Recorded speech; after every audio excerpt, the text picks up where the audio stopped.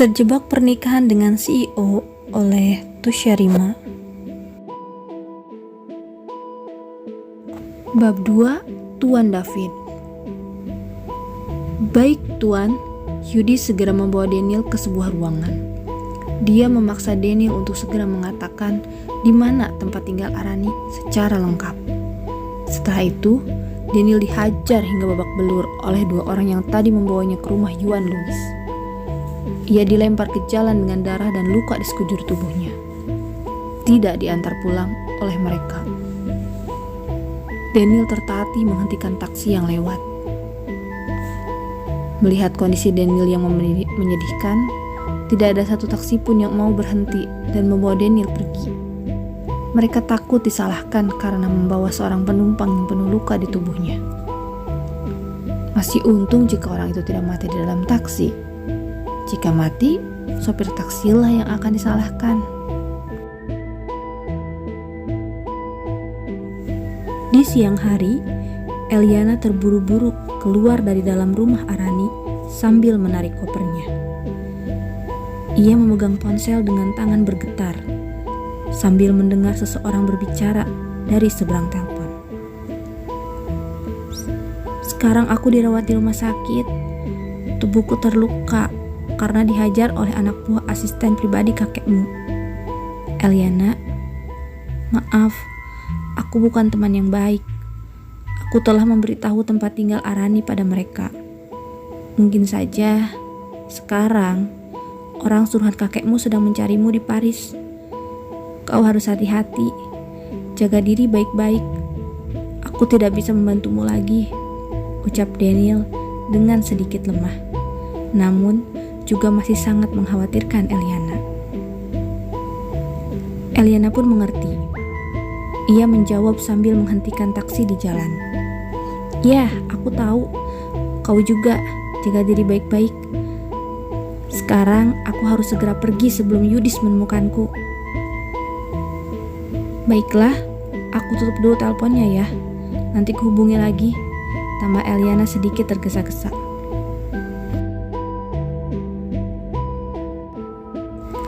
Setelah mendengar jawaban ya dari Daniel, Eliana segera mengakhiri panggilan teleponnya. Ketika ponselnya dimasukkan ke dalam saku celana, terdengar bunyi benturan yang cukup keras, diiringi tubuh Eliana yang tiba-tiba terpental sejauh 2 meter ke depan, lalu mendarat di tanah.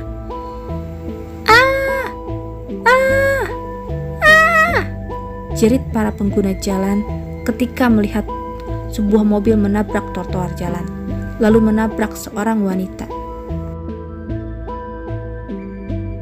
Orang-orang itu segera menghampiri Eliana untuk memastikan keadaannya. Nona, apa kau baik-baik saja? Nona, kau tidak apa-apa kan? Nona, bangunlah. Eliana membuka sedikit mata sambil meringis menahan sakit di sekujur tubuhnya. Penglihatannya terasa buram dengan bintang-bintang yang terus berputar di atas kepala. Orang-orang itu segera membantu Eliana untuk bangun dan duduk di atas. Kakinya terluka, pakaiannya sangat kotor. Kesadarannya mulai menghilang. Itu membuat semua orang menjadi panik. Nona, apa kau Kalian semua minggir, potong seorang pria tinggi dan gagah berjalan masuk ke dalam kerumunan. Tatapannya sangat tajam, melihat semua orang yang sedang berkumpul di sana. Mereka yang berkumpul segera menyingkir. Aura dari pria itu begitu kuat, hingga tidak ada satu orang pun yang berani mendekat lagi. Pria gagah itu segera berjongkok, melihat Eliana sebentar, lalu menggendongnya. Ia segera membawa Eliana masuk ke dalam mobil. Satu orang lagi mengambil koper Eliana dan memasukkannya ke dalam bagasi. Bawa wanita ini ke rumah, ucap pria itu sambil menatap Eliana yang duduk di sampingnya. Apa lebih baik kita pergi ke rumah sakit saja? Kita tidak perlu membawanya ke rumah, Tuan. Siang ini Tuan ada rapat penting, tidak bisa ditunda. Pulang ke rumah. Apa kau tidak bisa mendengar semua perintahku? Sergah pria itu memotong ucapan asistennya. Dirinya ingin merawat wanita ini di rumah. Mengapa asistennya terus membantah? Melihat ekspresi wajah mengerikan dari tuannya, asisten itu segera mengangguk. Baik tuan. Ia tidak berani membantah lagi. Segera membawa mobil yang sudah rusak di bagian depan itu menuju rumah tuannya. Pria itu menghubungi seseorang melalui sambungan telepon, berbicara dengan singkat, kemudian menutupnya. Aku sudah menghubungi Felix. Dia akan datang ke rumah dan memeriksa kondisi wanita ini, ucap pria itu pada asistennya. Jika kita tidak merawatnya sampai sembuh, bisa-bisa wanita ini melaporkan kejadian ini pada polisi dengan tuduhan tabrak lari lagi. Aku tidak ingin terlibat masalah hukum apapun. Itu terlalu merepotkan untukku. Tegasnya lagi, dengan mata sesekali melihat wanita di sampingnya yang terlihat sangat lemah. Ya Tuan David, saya mengerti kekhawatiran Anda. Tapi, tidak seharusnya kita membawa wanita ini ke rumah. Kita tidak tahu wanita ini siapa dan asalnya dari mana. Bisa saja dia seorang buronan polisi. Tadi, wanita ini membawa koper yang sangat besar. Tidak menutup kemungkinan jika saat ini dia sedang melarikan diri. Asistennya diam sejenak, lalu melanjutkan ucapannya. Dan lagi, kecelakaan tadi karena kecerobohan saya. Tidak seharusnya Anda yang bertanggung jawab dan membawanya ke rumah.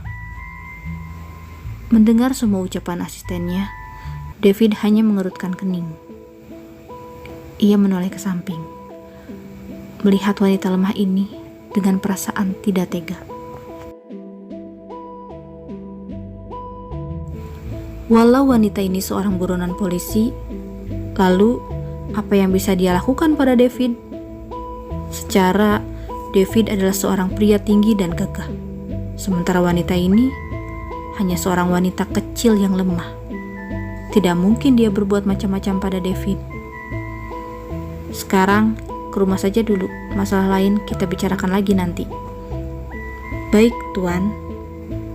Mobil melaju dengan cepat menuju rumah David. Setelah sampai di halaman rumah, sudah ada Felix sedang menunggu mereka di depan pintu.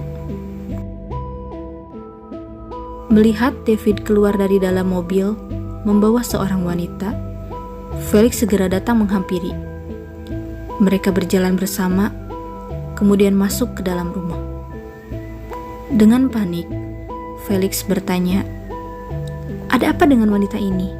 Mengapa pakaiannya sangat kotor? Tubuhnya penuh luka. Dia juga tidak sadarkan diri. Apa yang kau lakukan padanya?" "Diam, tutup mulutmu," sergah David dengan cepat.